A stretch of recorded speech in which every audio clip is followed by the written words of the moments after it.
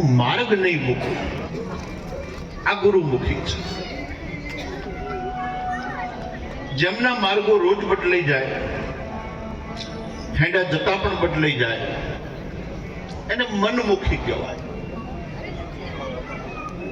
તો વર્ષોથી જોઈએ છે કે ભારત મનમુખી અને ગુરુમુખીઓ વચ્ચે વેચાયેલો રહ્યો છે.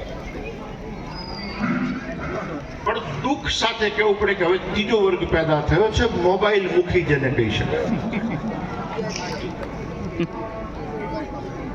જેટલી ઝડપથી એપ્લિકેશન ડાઉનલોડ કરે અને ડિલીટ કરે છે, એટલી ઝડપથી એ લોકો સંબંધોને ડાઉનલોડ કરે છે અને સંબંધોને ડિલીટ કરે છે.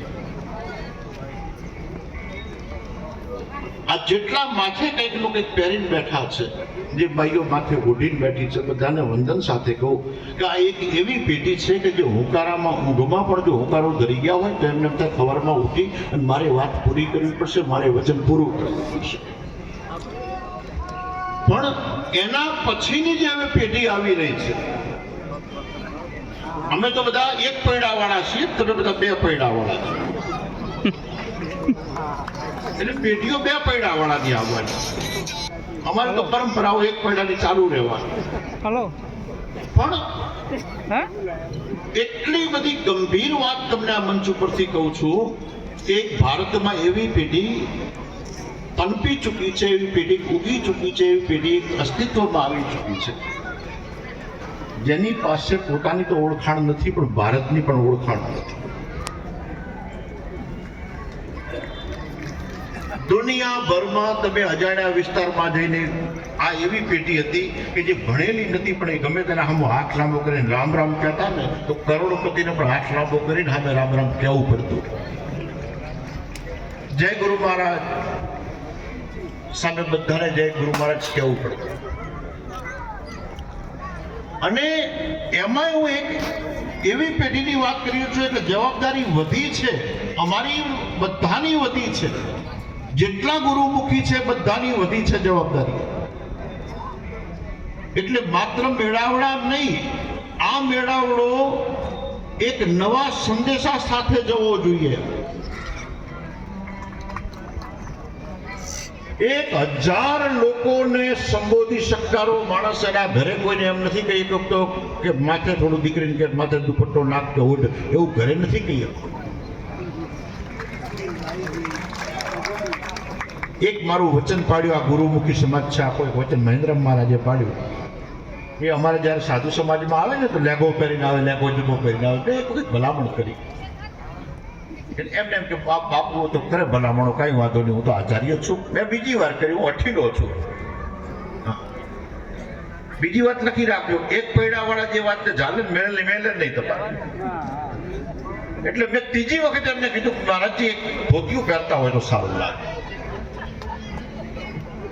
અને એક વખત એમણે કીધું જાઓ બાપુ વચન છે કે હવે પછીના કોઈ મેળાવડા તમે મને ધોતિયા વગરનો નહીં પાડો. અને ત્યારથી અમે કેટલાય કાર્યક્રમોમાં મળ્યા છીએ, કેટલાય કાર્યક્રમોમાં ભેગા થયા છીએ. એમણે વચનને તોડ્યું નથી. વચન અને વિવેક નિરાંત સંપ્રદાયની ઓળખાણ છે, સૌથી મોટામાં મોટી ઓળખાણ. આ વચનનો વ્યવહાર વાળો આ પંથ છે. અને આ એવો પંથ છે ભારતમાં કે એક સમયમાં હું કહું છું કે તમે એવા નવી પેઢી સર્જન કરજો. એક વખત વિશ્વના કેમેરા, વિશ્વના બધા ઇન્ટેલેક્ચ્યુઅલ જેટલા બધા છે ને બધાને એક વખત નિરાંત સંપ્રદાયની ગોત કરતા કરતા આવવું પડશે. કેમ આવવું પડશે એનું પણ હું તમને કારણ કહું કે દુનિયાનો એકમાત્ર એવો સંપ્રદાય છે કે જેમાં આચાર્ય છે ને આચાર્ય પાવડો લઈને પાણી વાળી રહ્યો છે. જેમાં આચાર્ય છે પોતાની રોજી રોટી માટે આખો દાડો શહેરમાં જઈ અને ચાની કેટલી છે, ચા ઉકાળે છે, ગ્રાહકોને પાય છે અને હાજે દિન સત્સંગ કરે છે. આચાર્ય છે.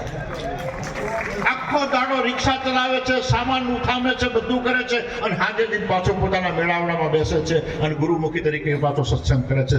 દુનિયામાં, વિશ્વમાં મને જ્યાં સુધી અભ્યાસ છે ત્યાં સુધી દુનિયામાં કોઈ દુનિયાના પરંપરામાં એવી કોઈ પરંપરા નથી જેનો આચાર્ય આટલો બધો સહજ, સાધારણ અને જ્ઞાનમાં આટલો બધો ઊંચી કક્ષા ધરાવતો, ઊંચી ભૂમિકા ધરાવતો. પણ જ્યારે બાનું લો અમે તો વસ્ત્રોનું બાનું છે, મંત્રનું છે. તમે જ્યારે મંત્રનું બાનું લો ને ત્યારે ચારણ બાવાના એક શબ્દો યાદ રાખવાના. બહુ વર્ષો પહેલાની એક રચના છે, મને ખૂબ વારંવાર યાદ આવે છે કે નથી કાયરનો નેરો ફકીરી તમે ખ્યાલ કરીને પહેરો. જે વસ્તુમાં ઉતરો એમાં પૂરેપૂરો પેલો તાગ છે ને એનો મેળવી લો, ખ્યાલ કરી લો, પછી એમાં ડૂબકી મારો. એટલે આ પ્રેઝન્ટેશન, ઇંગ્લિશમાં જેને કહી શકાય પ્રેઝન્ટેશન જો કોઈ મોટામાં મોટું હોય તો આજે જરૂર છે, આજે જરૂર નિરાંત પરંપરાની છે. અને કેટલાય પેઢી દર પેઢી જ્ઞાન વહેતું આવ્યું. નિરાંતની નાવ એવો મને લાગે શબ્દ વાપરે છે, નિરાંતની નાવ શબ્દ વાપરે છે. આ નાવ તોફાનોમાં તરતી રહી છે એનો હું સાક્ષી છું, ઇતિહાસ સાક્ષી છે.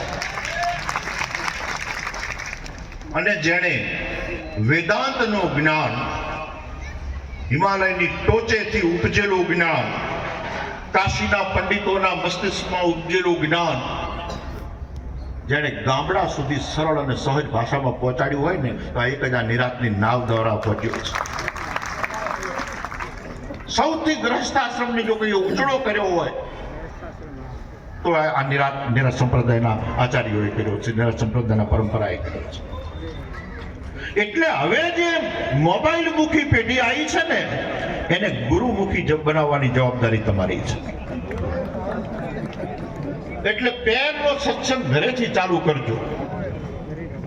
5 જણાને બેહારીને કહેવાનું હું આચાર્ય છું, તમે બધા મારા અનુયાયીઓ છો. ઘરમાં હું હસરી બેહીને કહેવાનું.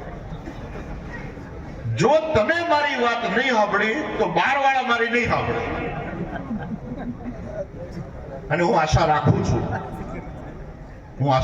છું કે જરૂર એક દિવસ સોનાનો સૂરજ ઉગશે. આખી દુનિયા ભારત સામે જોવાની છે. આ દુનિયામાંથી રૂપિયો ઘણી વખત જતો રહ્યો છે અને રૂપિયાના દકાળ પડ્યા છે. આ દુનિયામાંથી વરસાદ ઘણી વખત વિદાય લઈ ચૂક્યો છે. આ ભૂમિ પરથી દકાળ પડ્યા છે. ખૂબ લોકો આમાંથી વેઠ્યા પણ હશે કદાચ. આ દુનિયામાંથી ઘણી વખત એવું થયું છે કે સુરાપુરાવાળામાં પણ ક્યારેક ઝોલ પડી ગયો છે, નાના મોટા દકાળ આવ્યા છે, પણ જ્ઞાનનો દકાળ આ દેશમાં ક્યારેય પડ્યો નથી.